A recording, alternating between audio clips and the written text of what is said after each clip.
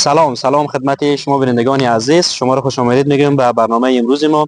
برنامه امروز ما خیلی جذاب و خیلی مهم هست. چرا؟ همراه یکی از ورزشکاران یا همراه یکی از جوانانی که در یکی از رشته‌های ورزشی فعلا فعالیت میکنه و خیلی یک شخصیت توانا هست، همراهش صحبت ها می داشته باشیم که فعلا در کدام رشته فعلا فعالیت میکنه. سلام برادر عزیز، خوب هستین؟ خوب هستیم، بخیر هستیم. سلامت باشین. میشه یک معرفی از خود داشته باشین؟ عبدالبصیر هستم، باشنده سمنگان. فعلا میمون هستم. از ولایت زیبای سمنگان هستین، درسته؟ چند وقت میشه در شهر میمنه هستید؟ دو تا وقت نمیشه، تقریبا 20 روز میشه. خیلی خوب است. شما در اینجا چی کار بار دارین؟ اینجا کار میکنم. کار میکنین، خیلی عالی. شما تا هنوز مکتب خواندین یا مکتب خلاص کردین؟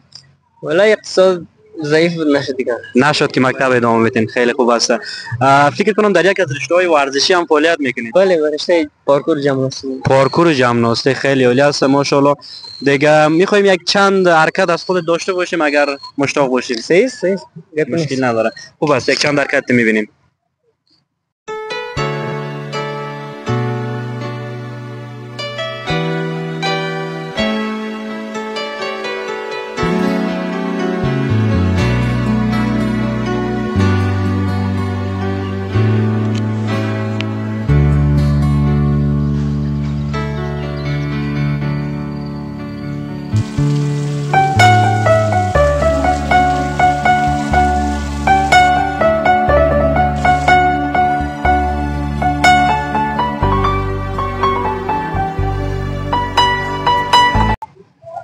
دوستان عزیز، اینم از برنامه امروز ما.